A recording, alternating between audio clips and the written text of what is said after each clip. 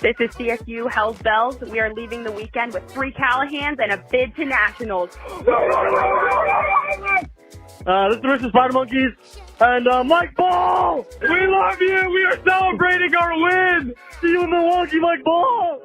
Hey, Ulti World. It's Nori Catalano from Colorado Country, and we just qualified for nationals. Hey, LT World. This is Carlton Chop, and we just wanted to let you know that we're going to Natty! No better feeling than qualifying for the national championships as we welcome you inside Deep Look. We are live on youtube.com, and it is Charlie Eisenhood, the editor of Ulti World, alongside Ulti World senior editor Keith Rayner. Keith, regionals weekend, always exciting, always so much fun, and teams punching their tickets to the college championships in Wisconsin in just a couple of weeks. Much to get to on all of that. Really quick, first though, just want to say a shout out to Patrick Stegemeller and Lisa Kowalski, who got married over the weekend in New York City. Keith and I had the opportunity to attend. So great to see just like all the Frisbee people from New York and DC, and just a huge congratulations to them. And they've, of course, Pat's been here at Ulti World for, man, not as long as us, Keith, but almost. He's a stalwart veteran, so we've had the chance to get to know him, and been very fortunate to get to know Lisa too. Awesome wedding, a lot of fun, tremendous speeches. I mean, the best speeches in total, like in a collection of any wedding I've ever been to. There was some group singing. I mean, it was definitely a unique experience. I had a lot of fun. We were just recently with Pat actually in New York City just a couple of weeks ago before his wedding for Hot Twos. Let's roll a quick trailer of what that was all about. I think we both have pretty high spice tolerances. I think we could make it through. That one's got a little heat. Yeah, it's sticking with you a little bit. It's hot. It's hot. That's happening. That's happening here. Nutritional yeast, canola oil. Oh. And there's a little ghost pepper powder in there, too. Oh, yeah. Oh, my God. It's hard to talk. Woo. Welcome to Deep Look Hot Twos. Pray for us. Yeah.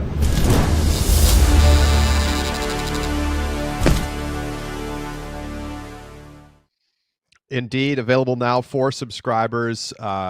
Get yourself an Ulti World subscription if you don't have one yet. Get ready for college nationals coming up. Regionals week number 2 as well. Live streaming coming again on Sunday. Keith, the wings, some of those wings were brutally hot.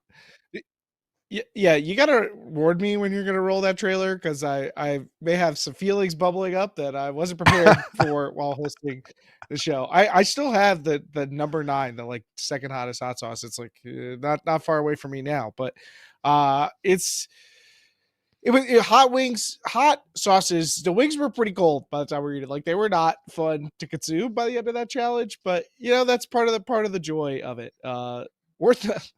There's a comment in our chat. We're going up right now against the premiere of Rutledge Schmidt's Callahan video, which I believe dropped at noon. So I mean, there's some live content out there that we'll have to check out after the show. Unless we're gonna do live reacts right here. Let me see where we are in this premiere over here on YouTube. It's already like 2 minutes in. So yeah, sure. Let's live reacts to this Rutledge Smith Callahan video. I mean, obviously, we got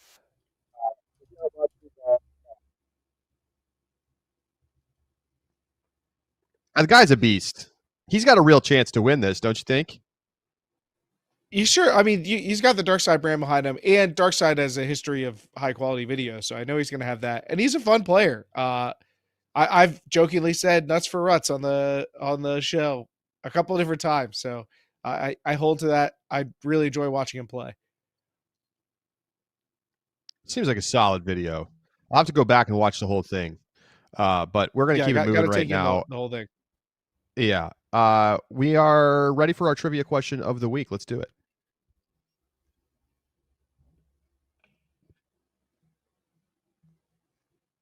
All right, trivia question of the week here.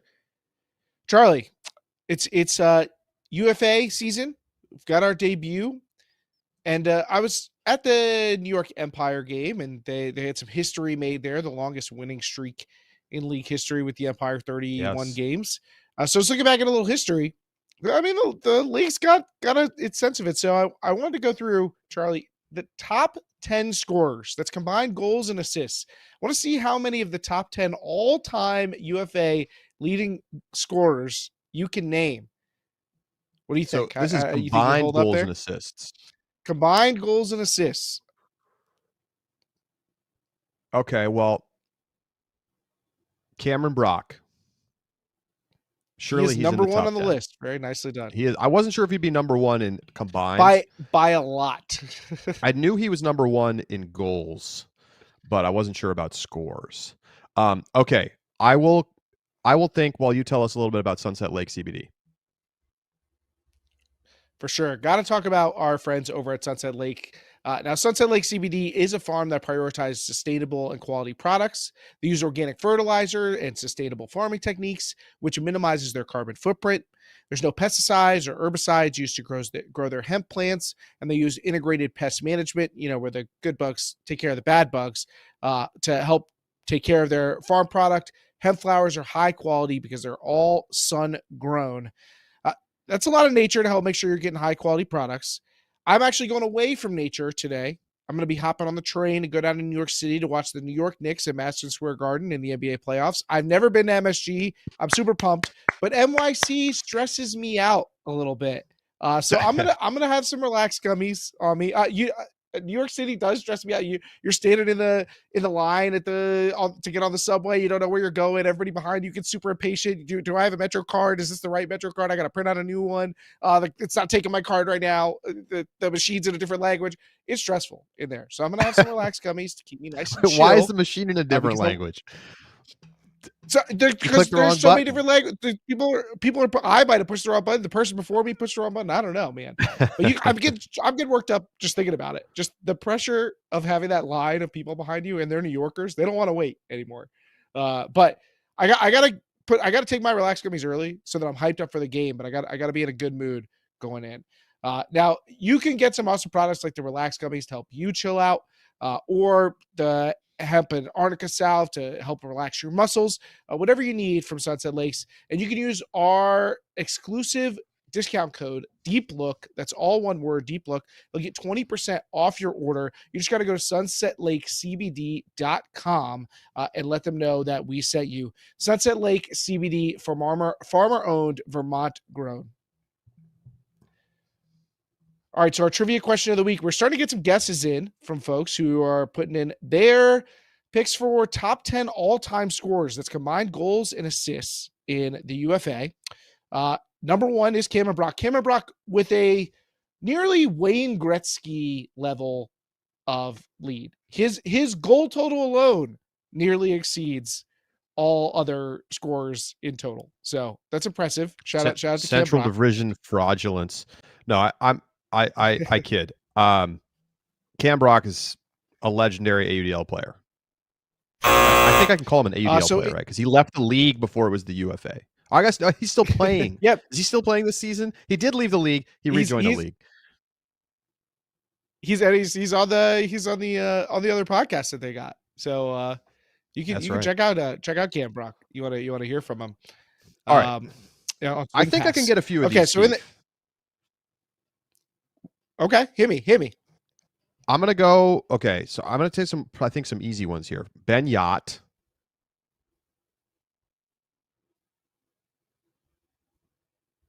Did you hear Ben Yacht?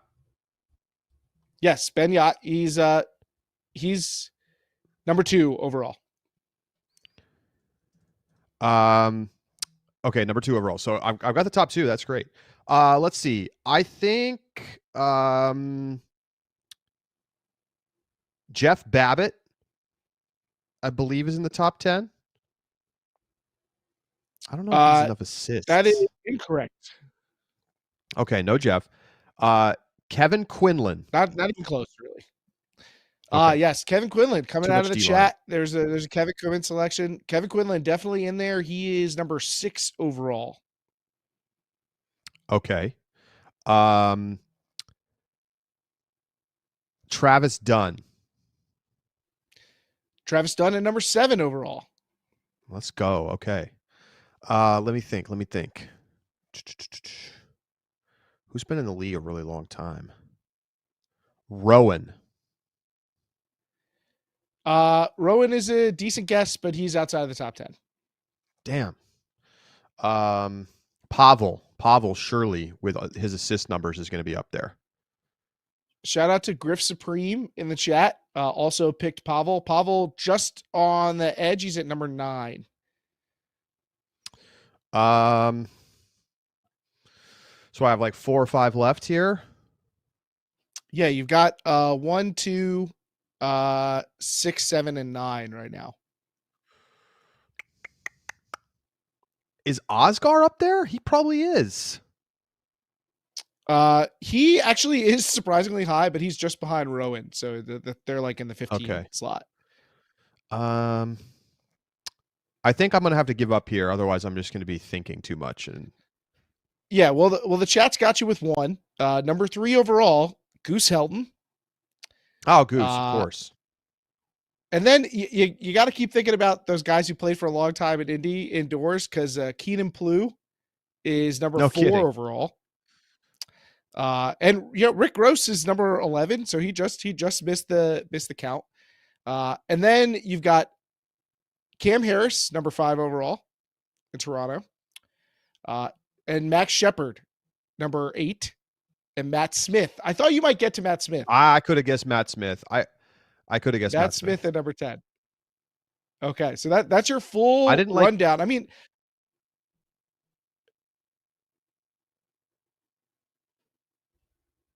what? Go ahead, Keith. Pretty impressive to me. I had no idea Cam Rock outpaced everybody by such a large margin, but pretty impressive that some of these guys have like really carved out full length careers. Like, I don't know if I would have thought about how long Goose has been in this league and was so productive during his time. And impressive to see some of the guys climbing the ranks like Oscar. I agreed. A lot of it is like, were you around on teams that had good offenses in the like 2012 to 2017 era? Like, that's how you, like, right now it's mostly just like who has played the longest. That will change over time, of course. All right, time to talk regionals, college regionals. Keith, let's run down the qualifiers from Division 1 on this first weekend. Take us through it. All right. So our qualifiers from D1, we'll start in the women's division. Michigan out of the Great Lakes, SUNY Binghamton and Metro East for the 4th straight year. Carleton and North Central for the umpteenth straight year. UPenn in Ohio Valley, Colorado and Colorado State, both out of South Central. Georgia in the Southeast for, I think, the 5th straight season. Stanford in the Southwest, along with UCSB, UCSD, and UCSC. So, little ABCs for you down in the Southwest. In the men's division, Michigan as well, out of the Great Lakes. Ottawa, first-timer out of the Metro East.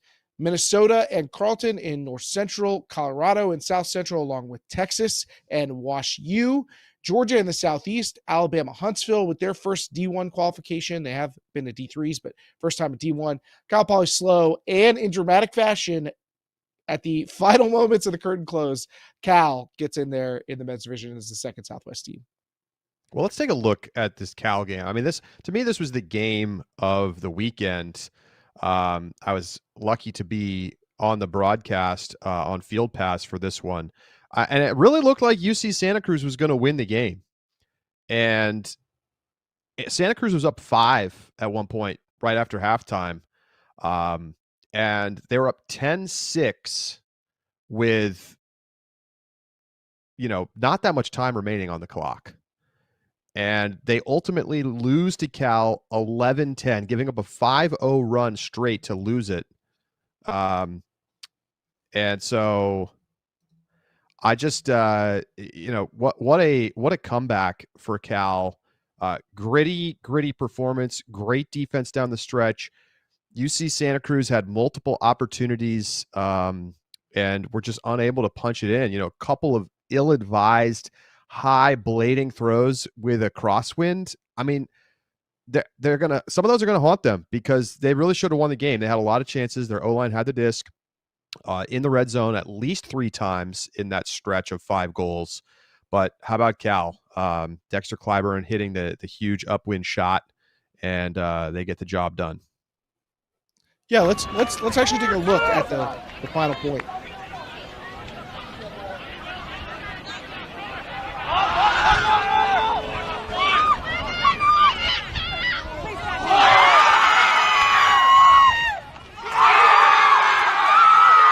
Epic, Keith.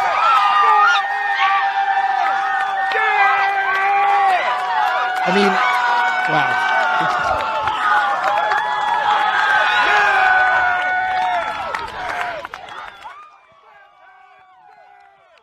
I mean, you talk about this haunting you. This being the way that it all ended too. Like, this is just a replay in your head for years kind of moment. Yeah, and then like kind of the missed switch at the last second there to make it an easy dish into the end zone. But man, what a catch. The lean back grab. Clyburn taking the deep shot there, like opening the door, gets that forehand wide open, jams it. A really nice throw into kind of an upwind crosswind. Awesome finish. And, Santa Cruz, got to give them credit. They really played their best ultimate of the season at regionals and absolutely could have been at nationals. My favorite part of that clip is if you listen closely, and you may have to rewind after the show, but as the first deflection happens, you just hear someone on the sideline go, "Please catch it." And then the guy makes the secondary catch. It's so good. It sounds like a parrot on the sideline, maybe a significant other or something. Somebody's like, "Please catch it." And then the catch is made. A very, very dramatic moment. And Santa Cruz, wow. I mean, when I left and I thought that game was a wrap and that Santa Cruz had like basically rewritten the narrative on their season with this incredible run. There were a lot of reasons for them to fail, missing players and having a tough regular season and just turning around at regionals. And the storybook ending was turned out they were the heel in the storybook ending, not the protagonist. Other notes from around the region. I mean, for the most part, Keith, a lot of chalky results. The favorites won mostly across the board and sometimes in dramatic fashion. But I wanted to point out, and ultimately I do think they were the favorite. Like if you really kind of looked closely at the results from the year, Ottawa in D1 men's out of the Metro East absolutely thumped everybody, including beating Cornell 15-7 in the final. Keith, I think people need to be prepared for this Ottawa team to not just be another Metro East happy to be there team. Like they might win games at nationals. You're probably right, especially with some extra time to prepare. And they had a pretty short regular season, although it is worth noting that they played in the Canadian Ultimate Championships in, I believe, the fall. So they've been running together for a while, even if they haven't been playing a lot together in the spring stateside. But they come down, they execute the, I'd say more famous in club, the Canadian, come down and steal your bid with basically not doing anything to earn any bids for the region. Or, had they played during the regular season, maybe the Metro East would have had one auto bid somewhere near the actual bid cutoff. There was no chance they were getting 2 bids, but you never know. And we would have seen this team coming, but instead they dominated. I think maybe people are getting a little out over their skis. I'm sorry, but going to regionals and beating, the 86th best teams in the country, 86 through 150th or whatever, by a lot. Like, I don't know. Could Michigan have done that or something? Like, I'm not ready to just be like, well, let's talk about this team in quarters or whatever. All right. You want to make a bet? I will gladly bet that they win a pool play game or I mean, obviously they'll have to win pool play games in order to win a bracket game. So I'll say they win a game of pool play. Over under a 1/2 win. I want the over. Do you take the bet?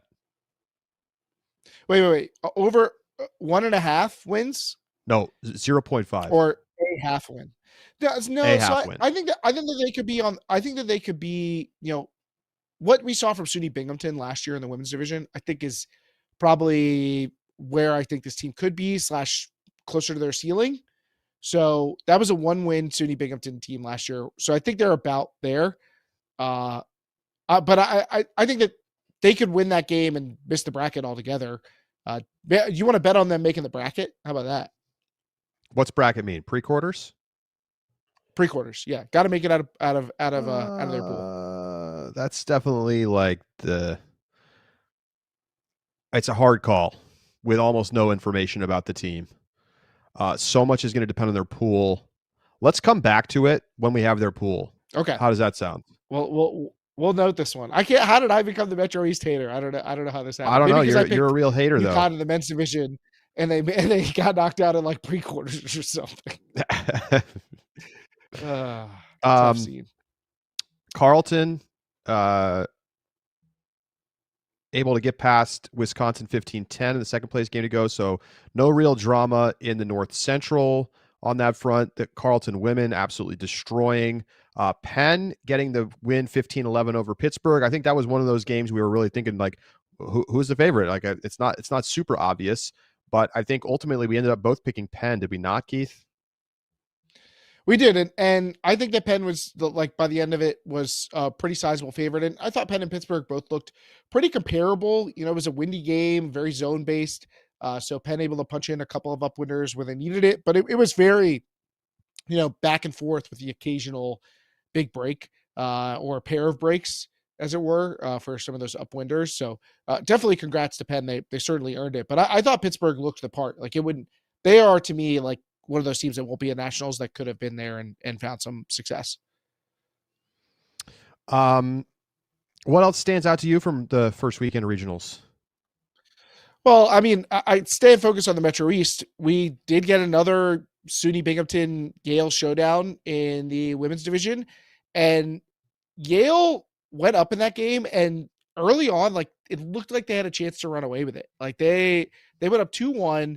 They had the disc with a chance to go up 3-1. They really looked like they were outplaying Bing, except that they just like couldn't stop making drops. They had way too many unforced errors in the course of the game.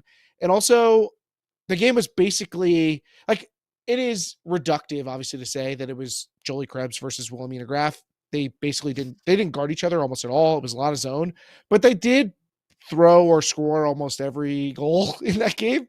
The biggest difference being that Binghamton was able to get a break without Krebs on the field. Like short field drop from Yale, Binghamton gets the break without Krebs. It was in the second half, and to me that was basically the end of the game. That kind of wrapped it up. And credit to Binghamton, man, 4 straight regional titles. I never would have thought that was in the cards for them when they pulled it off the first time. But the Jolie Krebs era has been a very successful one. A lot of hardware coming out of there. We also had some weirdness across regionals, a couple of weird events out in the South Central. You want to talk a little bit about Colorado? They get the big win in the final, but missing some of their players. The word is that break this down for us. Okay, so I don't know the exact roster violation that was issued, but Stacey Gaskill was not registered correctly to compete at this tournament.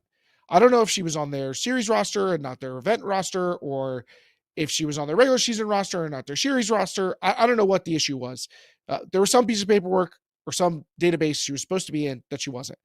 So I think before the final, they were approached by the tournament director via the regional coordinator and were told that because of this violation, their team managers and captains who signed off on it were going to have to sit out the final and subsequently another game after that.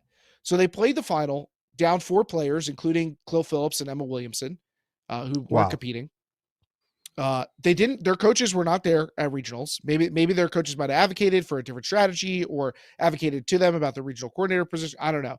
Coaches weren't there at regionals from my understanding.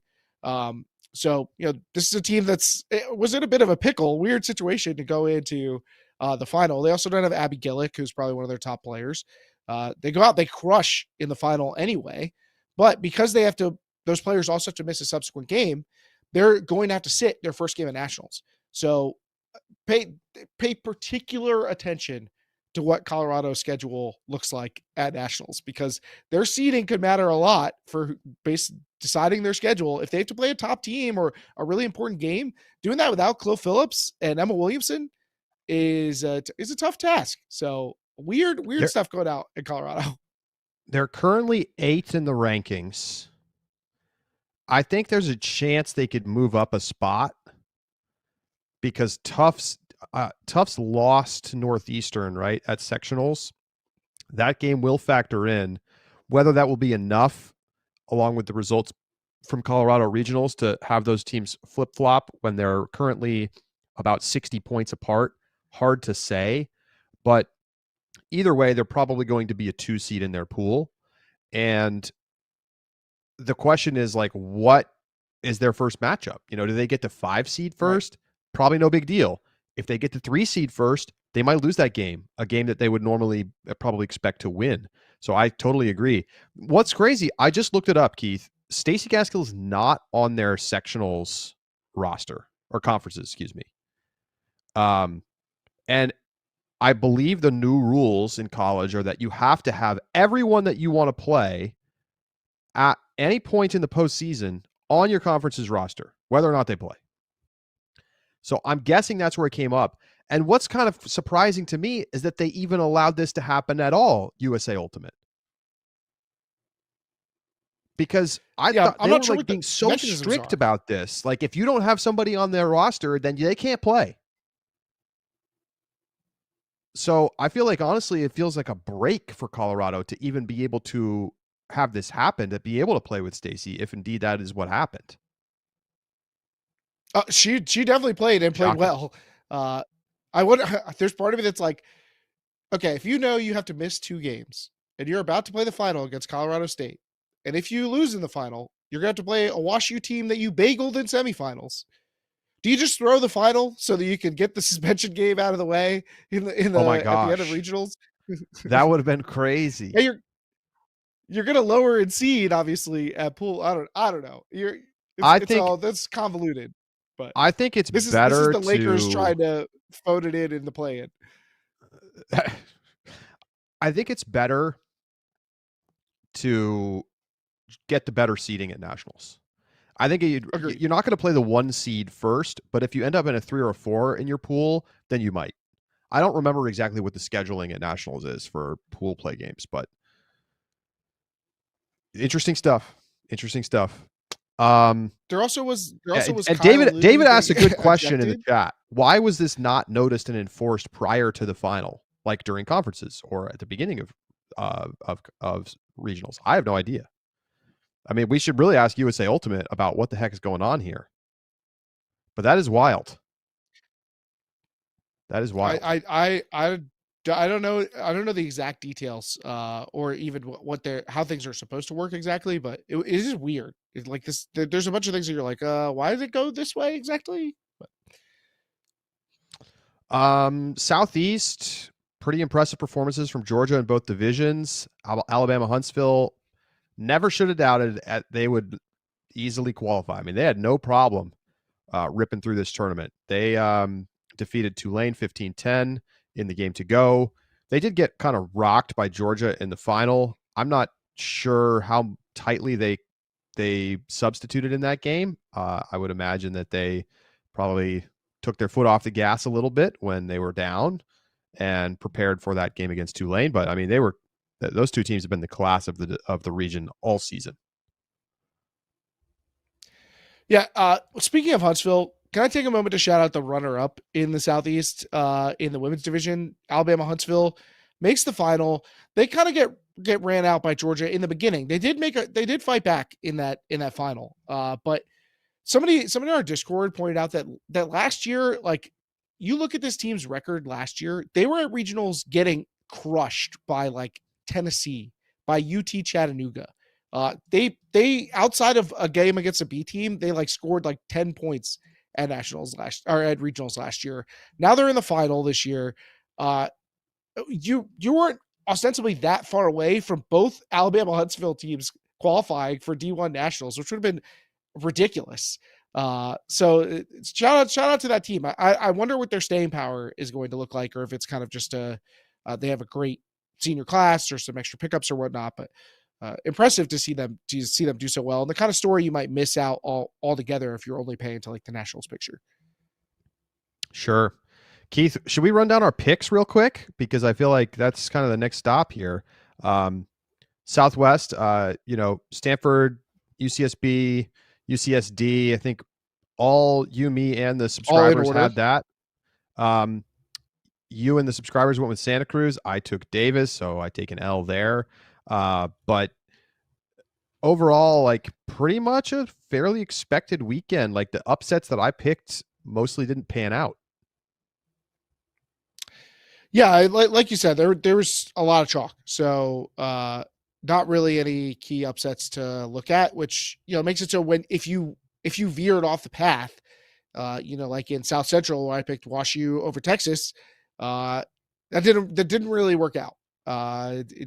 It mostly played out the way we expected. So you're in the places where there wasn't necessarily an expected team, read the Metro East men's, or the Great Lakes men's. I think there was kind of a toss up between Illinois and Michigan going into that.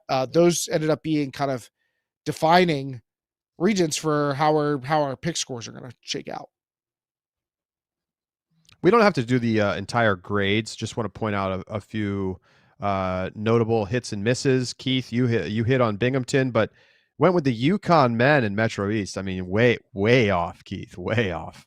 Not even subscribers and I had Yale getting the win over Binghamton. Didn't happen, but we did both pick Ottawa on the men's side, so that was a pickup for us.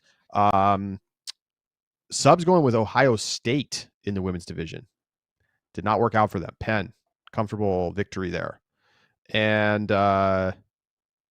Wash U, Keith, you picked Wash U to go second over Texas. That did not happen. Texas did finish second. But otherwise, everybody picked Georgia and UAH in the Southeast, so that all pretty much clean. And anything else of note? The subs also picked Texas A&M out of South Central over WashU and UCLA. So I think the subs are going to be trailing coming out of the weekend, except I should note they picked up the bonus point. They went above and beyond the Call of Duty with over 25 likes on last week's YouTube video. So they did get the bonus point, and they need it because they had some misses on the sheet last week. Also Minnesota over Carleton in North Central. We've all picked those teams, but Charlie sticking with Cut and doesn't get any bonuses for that. Wrong. Does this mean that the second weekend of regionals is going to be wild? Because the first weekend was relatively dull, if I'm being honest. I hope so. I hope that's what it means. Well, we shall see.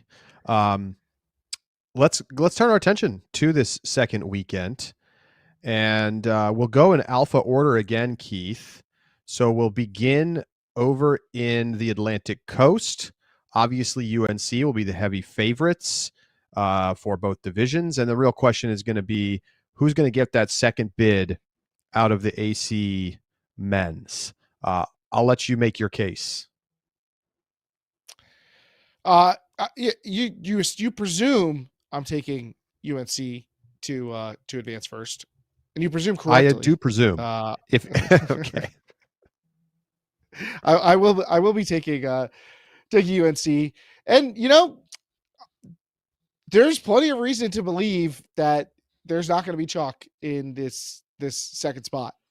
We've seen. I know who you want to pick. I know who you want to pick. Who do you think? And it's not the favorite. I'll let you make your pick, and then I'll tell you if I was right. Okay. Well, I am ultimately gonna side with the 3 overall seed NC State.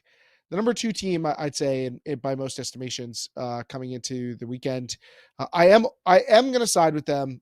I still like, their experience and their talent.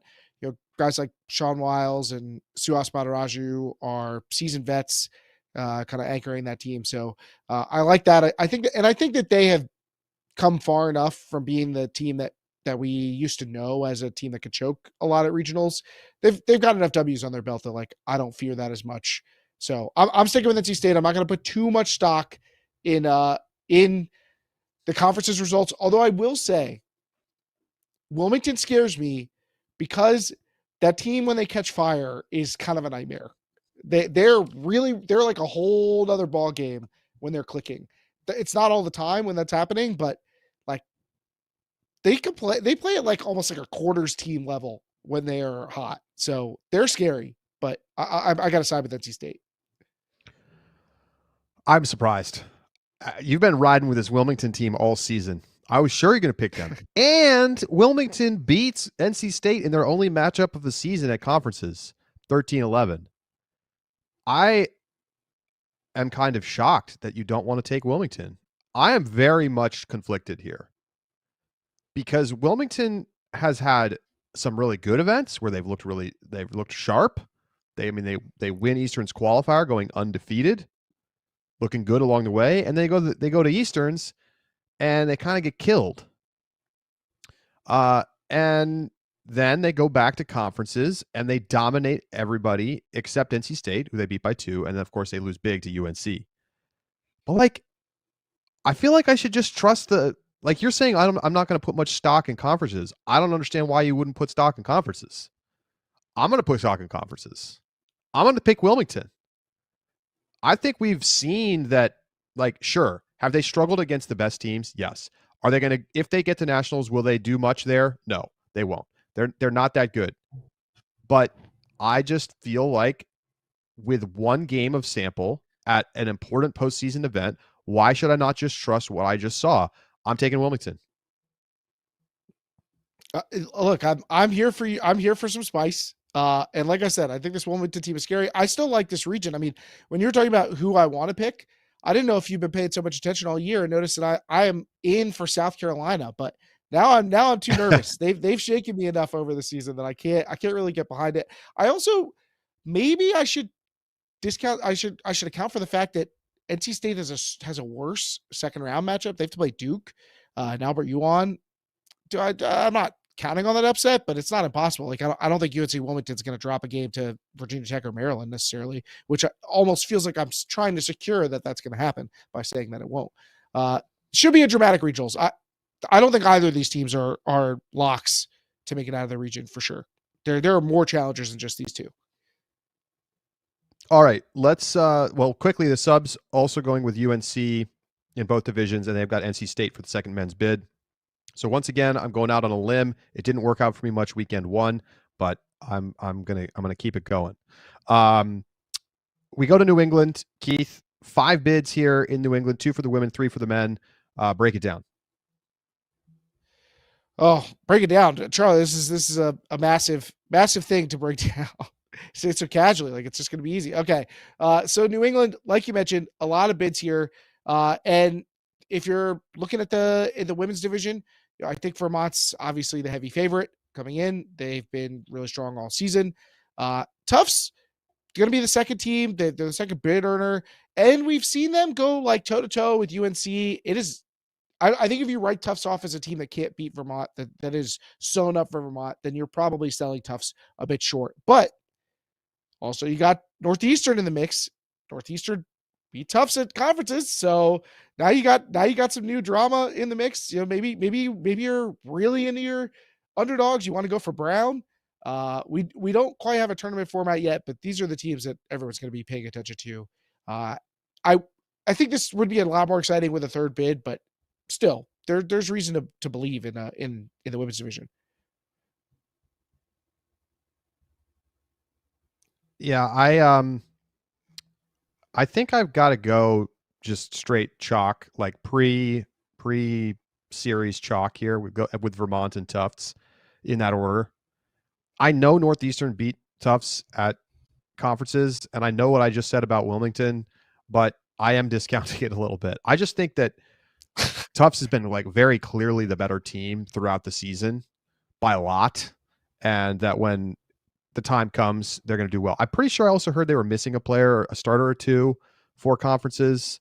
It's just a little bit of a different level when you're talking about this a team that's this good. So I'm not going to overly concern myself with the loss. I'm going Vermont Tufts, as are the subscribers. And Keith, I assume you're going in the same direction. Yeah, me too. I think Tufts is pretty good, which makes me confident about how they'll perform against Northeastern. But the odds are just in Vermont's favor when they go toe to toe. All right, let's go to the men's side. This is, you've got 3 just fantastic teams, and then like a bunch of teams that are definitely capable of getting an upset on the right day. So UMass, Vermont, Brown, the big 3, but then you've got Northeastern, Tufts, and McGill all sitting inside the top 25. And none of those teams are going to be expected to get out past those big 3, but you know what? This is not an easy to predict region. We have seen surprises in recent years, including like last year, Brown was the 3 seed and they won the tournament. And I think about this Brown team, and if they're going to be at full strength, that is the question mark for me, of course. Like, what is the status of Leo Gordon? How healthy are they? Do they have everybody out there? Brown is so good at peaking at the right time of the season and playing their best ultimate at regionals and nationals. They have done that for years. Keith, I am really thinking about taking them to win this region again, which feels crazy given how good UMass has looked, given how much UMass has kind of been the better team so far this year. But like, this is exactly the kind of situation we were in last year, where UMass had been the better team all season. And then Brown won the region. I'm doing it again. I'm running it back. I'm going to take Brown to take this region, UMass in second, Vermont in third. I can't quit this Brown team. I can't quit this Brown team. I keep picking them. Brown has such a history that I guess I can see how you could let that influence you when, like, the fact is we've kind of been waiting on them to pop all season and it basically never happened. In fact, it was Vermont that popped, even though I feel like we were kind of counting them out. So I think we're giving them maybe some unearned credit. Now, I will say the tape kind of backs it up a little bit. Like, you can see what makes this team so appealing on tape. So it's not totally unfounded. They're not like coasting on reputation per se. But I don't know, man. I'm a little wary given what we've seen during the course of the regular season, especially when UMass has done such an excellent job making their case. So I'm still going to stick with UMass as the top team. To me, the question was whether I wanted Vermont or Brown. And after some thought, I'm starting to think maybe I'm underselling Vermont in my head. Yeah, they lost some good pieces from last year's team, but last year's team was pretty deep and had some young guys who had a lot of room to get better. And it seems like a lot of them have. Even some of the guys who weren't necessarily getting key rotation minutes, like when they were playing on the big stage in semis last year, it seems like they're ready to step forward. So I'm actually going to take UMass, Vermont, Brown in that order. And I think that this year, the teams in the tier below them, the challenger tier, took a little bit of a step back. So I think that Northeastern, Tufts, McGill contingent, not impossible for them to take one of the bids, but I think they are a little further behind the big 3 than they were last time. Yeah. I mean, look, I think you're making the sensible pick. I think you're making the evidence-based pick. I mean, Brown lost to UMass 15-8 at Easterns. And they lost to Vermont 15-12 at conferences. But there's just such a gigantic difference between a healthy Brown and a Brown that's missing Leo Gordon that I have a hard time really like taking their results at face value until they're at 100%. Now, I don't know if Leo Gordon is playing this weekend or how healthy he will be if he plays. So that is a big question mark. If he doesn't play, they'll finish third and possibly they could be knocked out and not make nationals. I think that's possible. If he plays, is he Their ceiling's so high Is he on Leo offense. Gord in or Leo Gord out? Exactly. It's exactly what I was thinking.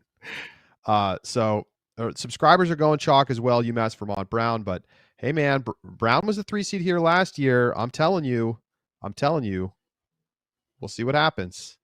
Let's go to the Northwest. Charlie, conferences results matter unless I feel like they should at Eisenhower. Yes, exactly. We go to the Northwest. Keith, this women's division is kind of crazy. 6 bids. And are we now down to 7 teams in this region? I don't know exactly how many teams are going to be there, but there are 9 spots listed on the regionals thing, and that we don't have the full format yet, but I don't think all 9 of those teams are going to be there. So I think we're going to be 7 or 8 team regionals. We're getting close to everybody who shows up qualifies. If as long as you come, you get to go to nationals. Yeah, I mean, I think the thing is just like that we might see some swaps amongst those 6 teams, but I think the 6 teams are pretty much locked in. It feels like.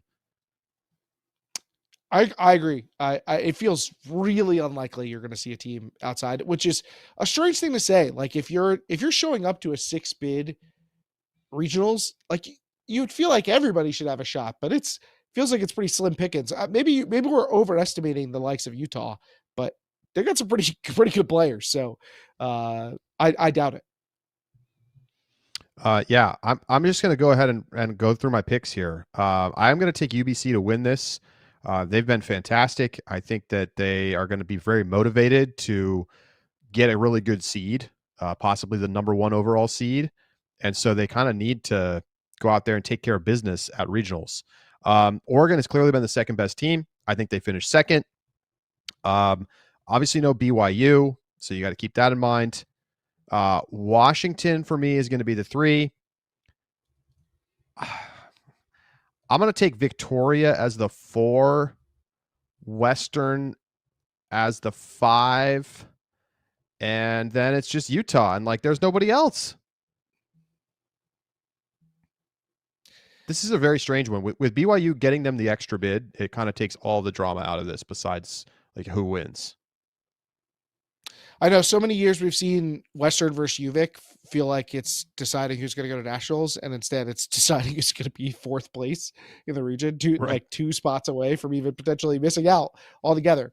There is some potential drama in the middle as far as UVic gets the win over Washington at conferences. What does that mean?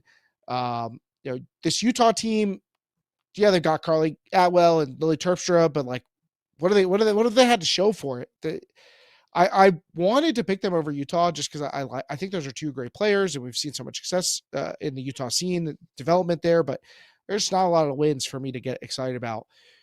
But I felt like I couldn't just pick chalk. Come on, 6 bids, something's got to give, right, in a region this talented. So I'm taking UBC to win, and then I'm going to take Washington to bounce back from the conference's loss and upset Oregon, or finish ahead of them. There could be an upset somewhere else that does it. I still like some of the top end players from this UVic team. So somebody knocks off Oregon somewhere along the way. And Washington, we'll see if they can put all the pieces together. There's still a lot of good players, Lucy Tanner, Savannah Tucker over in Washington to help them get a second place spot. So let me get an upset there, but down the line, just chalk. So I've got UBC, Washington, Oregon, UVic, Western, Utah in order. All right. I think we can get the Oregon pick out of the way on the men's side. I mean, this has been the class of the division. In fact, they look like a straight up title contender at this point in the country. I think they're going to win this region with relative ease. The question is, what the heck do you do with the second bid? Because Oregon State is the sort of presumed favorite coming into the postseason, but then they lose to Washington at conferences. So now what?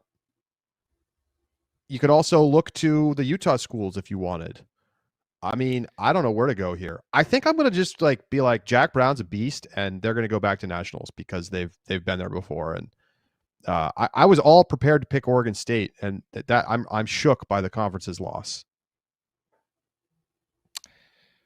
Definitely tough. Do I just double down on my preseason pick for UBC to make it to out of the region? I think it's possible. Don't get me wrong. Of course, I still think possible. There's a shot. And then do we make any? Who's on Utah Valley? Do they beat Utah State? Like, are they a real threat? I really don't know. Porter Oiler is who's on Utah Valley. I knew that actually. I think there's 5 or 6 teams that could get this bid if they play well. Yeah. I mean, Utah State is the 8th seed, and they still got Johnny Hoffman. Like, do you think it's not possible for them to pull it out? I think you're probably getting far ahead of yourself there. I think, man, it's tough. I'm with you that Jack Brown's a great talent. They've got some great rookies like Carter Bayer and Micah Glickman-Flora over at Washington. Martin Lee, like, I don't know, man. Like, but this to me feels like Oregon State's year. It feels like Oregon State's year. I'm taking both Oregon teams. I'm going with Oregon State. Book it. The subscribers The are Oregon taking Utah. sweep. Wow. See, but I mean, I think it's not crazy. 3 different picks for that second spot, and they all feel like possibilities.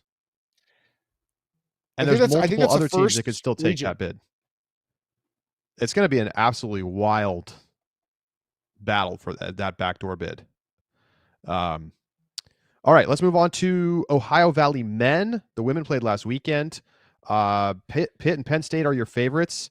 Are you going to deviate from those picks, Keith? Do you think Penn State's got what it takes to close out this great season and get a bid?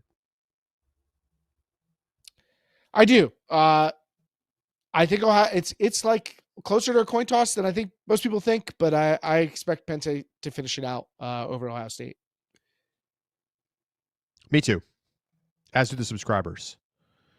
What they've played, right? I think we talked all about this already last week. Yeah, Penn State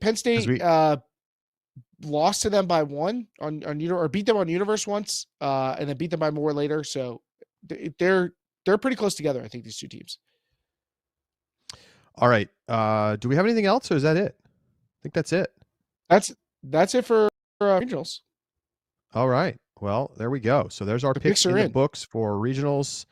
Let's see. We got some notes in the chat. Brown is more likely to miss nationals than win the region, says David. I think that's fair. I think it's a fair take, but I'm just telling you, Brown shows up when it counts, and this team's makeup is not that different from last year's team, and they won the region. Emph says Utah State doesn't miss nationals, and I would agree with that normally, but the big injury, I think it's just too much for them to overcome. Three straight years though, Utah State. But David asked, is BYU not going to regionals? Is that confirmed? Keith, I think you heard that they're not playing at regionals, right? Yes, that's my understanding. So, unfortunately, the possible universe in which they could have qualified on day 1 is not going to happen. So they're not going to be there as far as we know. All right, we're going to take a break. When we come back, we've got a little small ball talking weekend 1 of the UFA and some more semi-pro notes. And we've got our question of the week. Stay with us.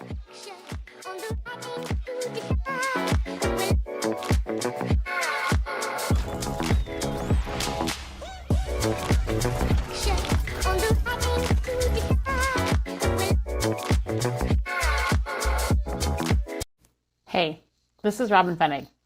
One of the only things that we have to bring to an ultimate tournament are our cleats. And every player has a cleat story, right? Mine took place in 2022 when Noyes slayed our regional rival Dragon Thrust on Universe Point in a rainy semifinal at the USA Ultimate Club Championships. In my toe case, I didn't have to change a single thing about how I cut to get open for resets. I was so lost in the moment that I didn't even know it was Universe Point when I threw the game-winning huck to Dylan DeClercq. Toe cleats are specifically designed for Ultimate, with a cleat pattern for the game's sharp cuts and a durable, breathable, supportive build to keep your feet and ankles protected and comfortable for longer. That's why I've been using them for over 6 years. They're my best ally in the field. You put your best self on the field, so make sure you're bringing the best with you at tokeultimate.com. That's TOKAY-ultimate.com. breakmarkultimate.com. It's okay. Sky the limits. Heads up, Breakmark now has sublimated 5-panel hat. You can get the hat and their famous reversible free with the purchase of one of their 3-piece team bundles, starting at just $85. Get all the details at breakmark.com.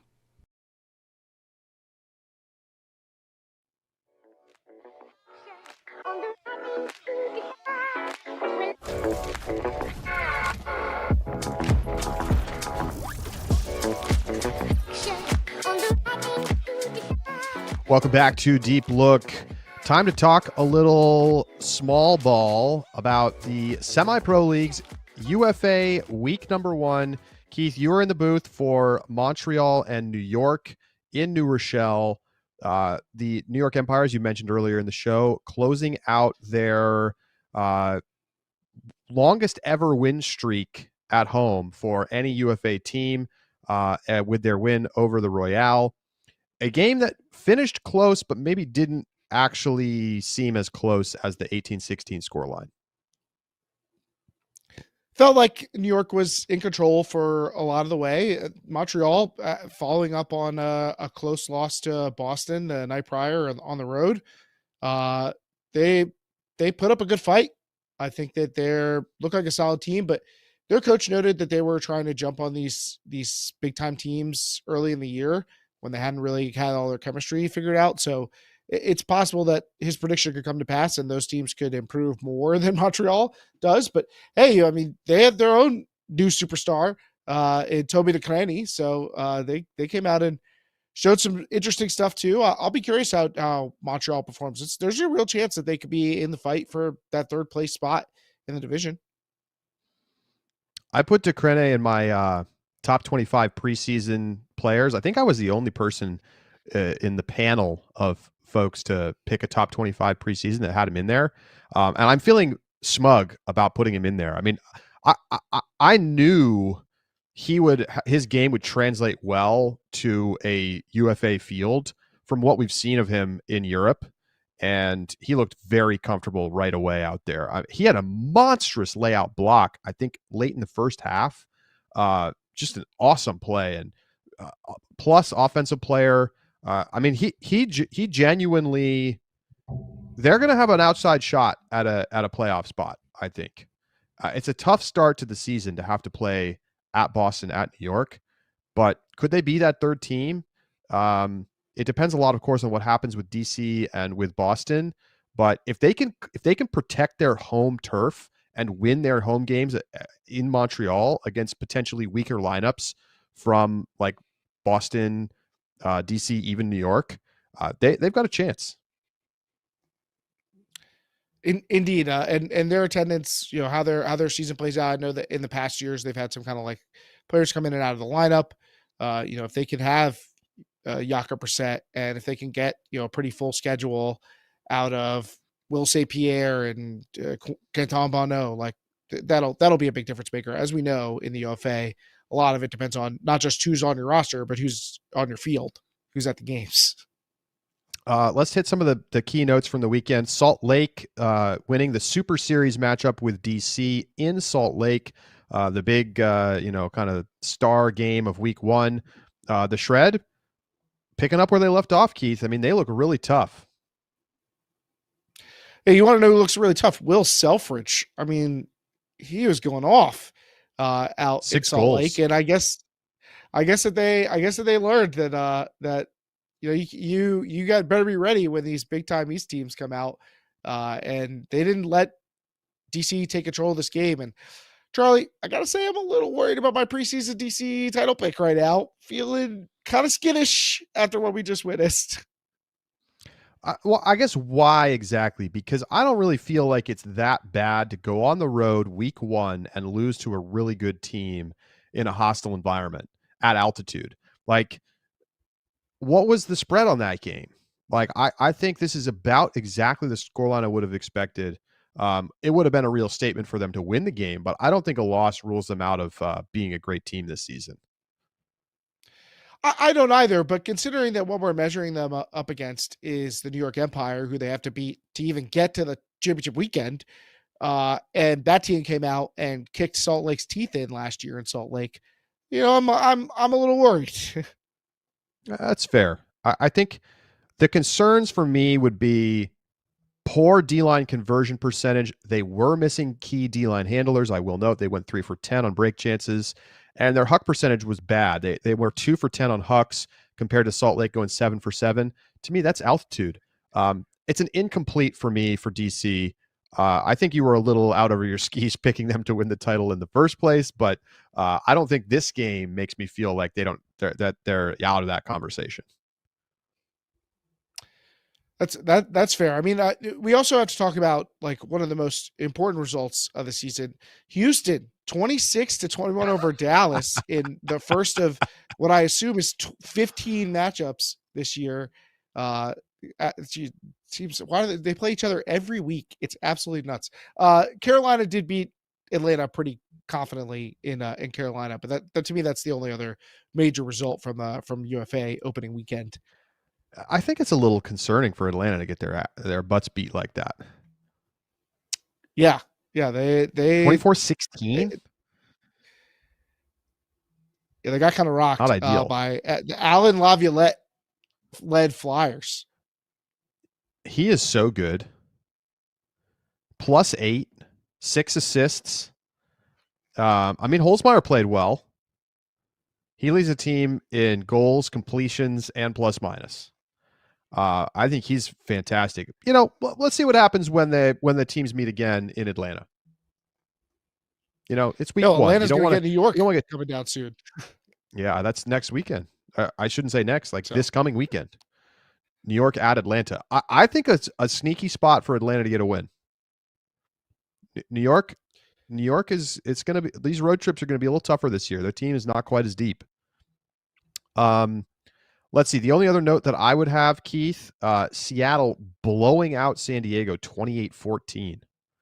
Maybe this is the year for Seattle.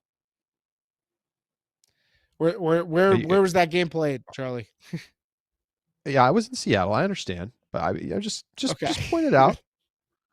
No, I mean, Zeppelin Raunig, result, 7 goals +9. He was a beast. I got to see Seattle travel before I buy any stock for sure. All I will say is that the Seattle O-line only had 6 turnovers. That is a very good sign. San Diego, though, is not very good. So let's wait and see.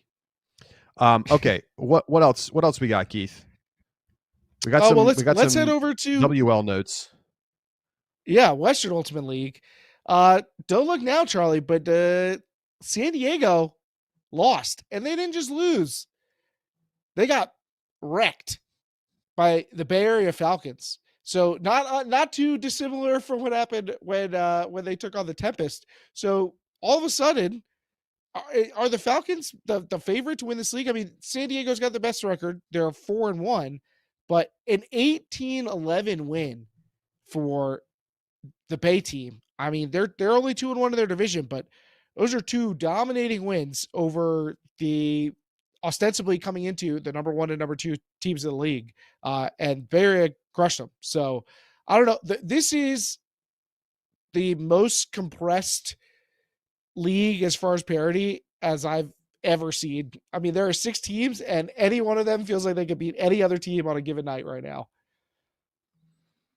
I'm not really that concerned yet for San Diego. They basically have the division locked up. So this is not like a super important game. Their O-line defense was pretty suspect. They gave up 8 breaks on 26 chances. Like, very bad O-line game just in general for the Super Bloom. But I don't know. This feels like a road trip special to me. I mean, they only scored 2 goals in the first, 2 goals in the fourth. I mean, they just a horrible game. I really don't think I'm ready to say the Bay is the favorite. I don't know that I will either, but they definitely have some impressive wins, and they were the first team like in the history of planet Earth to keep Kayla Helton from going off. She had a -1, I think, overall plus minus. So nobody else could keep her quiet. San Diego found the recipe, I guess. Or over the PUL. Over in the PUL, the Portland Rising go into Minnesota and beat the Strike 17-14. I don't think I expected that one, Keith, and that's a sign of the strength of the East Coast teams. Yeah, I think this Minnesota team was considered to be like a potential title challenger, right? If outside of DC, it's not really clear who the next best team in the league is, and there are some thoughts that it could be Minnesota with Mextroth and Bacon and the strong players that they have. And Portland has never really made a real mark on the league as far. It feels like they've been middle of the pack for most of their time in the PUL. This is a real standout win for them. I don't know if it necessarily announces them as a team that can make it all the way into the postseason, but it certainly shows being able to travel. We know how hard that is in all the semi-pro leagues. So going into Minnesota, getting a big confident win like this, very impressive. Very impressive indeed. All right, it's time for our question of the week. What do we got, Keith? Oh, Charlie, this question comes from a guy you know pretty well. Yours truly. I got the question of the week for you. Should there be a cap on the number of bids that a college region can earn, particularly in Division I? There is a cap in Division III.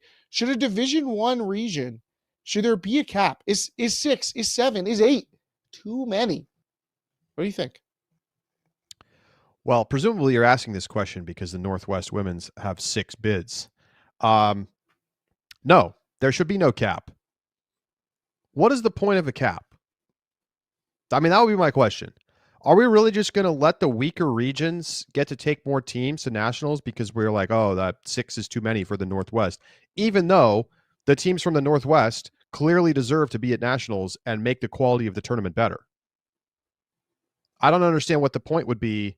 Like in D3, I get it. There's not a lot of crossover. There's not a lot of games between the teams. You have a lot of bubbles. You don't want to accidentally give 6 bids to a region that doesn't deserve 6 bids. And that could definitely happen. But in D1, there's plenty of crossover. I mean, we're seeing the top teams going cross country and playing games. Like we have excellent connectivity between the various parts of the country. And so generally the rankings are quite close to kind of how you might map them out by a power ranking. And so I think if you put a cap, all you're doing is letting regions that are weaker get to send their worst team than the one that's number 5 or 6 in the Northwest to nationals. And why is that good? I don't think that's good. I think you should have to earn your way in. I guess technically there is a cap. Like you could only win 10 strike bids. So you could only have 11 bids, right? As it were. Well, you mentioned the connectivity, Charlie. That connectivity is mostly caused by teams traveling, by BYU and teams traveling to California, because it's easy to imagine a California bubble where those teams don't ever have to leave. And there's if nobody were to travel to them, there wouldn't be any connectivity, right? Like even the Northwest teams, which ostensibly still travel kind of far, right? Like UVic's far from basically everything. So when they go to 2-3 West Coast tournaments, they actually are traveling pretty far, but like regionally, they're only going one region over. But you can imagine a scenario in which a bunch of California teams never leave California, play each other, and bubble up, and maybe a couple other teams travel in, and it feels a little wonky that way. But the other thing is, to me, like I can't imagine a scenario. I mean, I can, but it's unlikely to me. If you can't finish like in the top 5 in your own region, I guess nationals going to be ostensibly worse without you? Probably not. And the community at large might benefit more from distributing the bids to other places where they don't have such a rich environment for competition.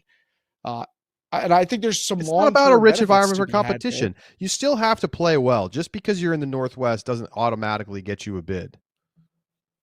You got to be good. I mean, it gets you one. Gets you one free one. You don't. Yes, of course. The Metro East gets one too. I just feel like No. It gets you one free one. You get +1 for being in the Utah did not Oh, go out because there of and earn a bid this year. BYU. Because of BYU. Yes. Yeah, no, that whole situation is fraudulent. I think they need to rethink that. If they're not going to let BYU have an opportunity to earn the bid at regionals, then they shouldn't let that bid stick around at all. I actually think that is a problem. So, like, yes, is Utah going to be a little bit fraudulent when they go, or whoever finishes 6th? Yes, they are. That's like Northeastern or whoever, Tufts or whoever doesn't go out of the New England is probably going to be like, yeah, this is BS. Well, I want to touch on some thoughts in the chat here too, because there's two things here. One is that that Nathan says that he heard BYU women's is still planning on going. It is possible, but we don't know if they'll be able to earn a bid just on Saturday. I stand by that. The last I heard, they weren't going to go, but it is possible that they could attend. But also, I think USAU is going to do what they can to avoid getting in a situation where BYU is qualifying. I know that there's Let to the them point play. of like legal ramifications for doing that, but I expect USAU does not want to be on the phone with lawyers for the next 2 weeks. So I don't know what's going to happen there, but why are they going to be on the phone with lawyers? That's something to know. If the team can qualify on Saturday under the format, which they very well may be able to do, let them play. What is the harm? What is the downside in this scenario? You know what could happen if what problems could arise if BYU qualifies for nationals. You already know what the problems are, so don't pretend that you don't know because it feels better. I can acknowledge the problems at nationals with them if they get to Sunday competition in quarters and they're still alive. Yeah, I guess you have a problem on your hands, but maybe they're forced to automatically drop out if they get to pre-quarters. I just still think, and you don't think anybody will be upset when some team gets a bye. Yeah, somebody's going to be upset. Oh, woe is the team. I'm not even saying that. I'm not even of the position that BYU shouldn't be able to be at nationals. I'm just saying we can't just like figure it out on the fly. And USAU has some points as to why BYU's presence at nationals is problematic for the format. But it's not that problematic that you can't just accept the scenario. Like, if teams don't try against BYU because they know that BYU is going to be canceled out of pool play, at least BYU got to go play games at nationals. I don't know. Like, I acknowledge that there's like sort of a competitive disadvantage perhaps for the teams that aren't playing BYU at the tournament, but I still think that you have this unique opportunity this year with so many bids to enable BYU to be able to play at nationals, and like, why deprive them of that just for like slight competitive balance reasons? Okay, so I understand that you are okay with BYU being in nationals. Set that aside. Do you think that USAU will be okay with BYU being in nationals? Do you don't think know. This is a realistic scenario? I can't answer. I think it could. I don't see why they couldn't put in a waiver this one time to say that you don't have to play out all the placement games, and BYU sort of automatically gets the lowest potential finishing spot that they would have had. Again, this is all contingent on them doing enough on Saturday, which isn't even a guarantee. There are a lot of good teams in the region, a lot of teams better than them. Well, obviously. I'm guessing they won't go unless they're offered an opportunity to actually advance. And that's what I would do if I was them. Fair. And I want to acknowledge Landon's comment also. Couldn't you make the same argument for not giving it? It's like, should there be a regional floor? Like, should everybody get a bid?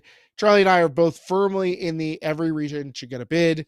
It would be so unpleasant to go into your postseason and literally have no shot at reaching nationals. Everybody deserves a shot. Every region should get a bid. It's also that's better what college for athletics across is. the country. Yeah. Florida Gulf Coast so, is a great story that wouldn't have existed without auto bids for small conferences. Yeah, and also I'm if like you remove auto bids, like it's just going to make the rich richer for forever. Would the country be better if there were 10 bids in the Northwest and 7 bids in the Southwest every year? No, well, that would not be fun for anybody who doesn't live out there. So I don't even want to go there. There is a limit. I know we've kind of veered. off the original topic, but you make fair. the point, I think, without necessarily stating it, that there is a limit to the idea of having the absolute best teams at nationals. Like, we will have some worse teams at nationals because they come from weak regions, but I am in favor of that. I am not in favor of really overhauling the strength bid system any further, and like capping out a region like the Northwest that I think under any reasonable cap system would probably still have lost a team, right? Would the cap be 4? Would the cap be 5? I think 5 feels right to me, but that's if there's a cap. I'm not even firmly like we should definitely have a cap, but I do think it merits consideration. Yeah. All right. Well, we fight about BYU once again on this podcast. All right. That is going to do it for today's broadcast. Thank you so much for being here. If you are playing in regionals this weekend, hit the hotline if you qualify. 302-448-ULTI. That's 302-448-8584. And join us as well for our subscriber bonus segment out the back. We're taking mailbag questions all about college regionals, and it's starting in like 5 minutes over in the Discord. Thanks for tuning in. For Keith Rayner, I'm Charlie Eisenhood saying so long, and we'll talk to you next week with a full nationals field right here on Deep Look. Bing bong. Bing bong. Nick's going to close it out tonight, baby.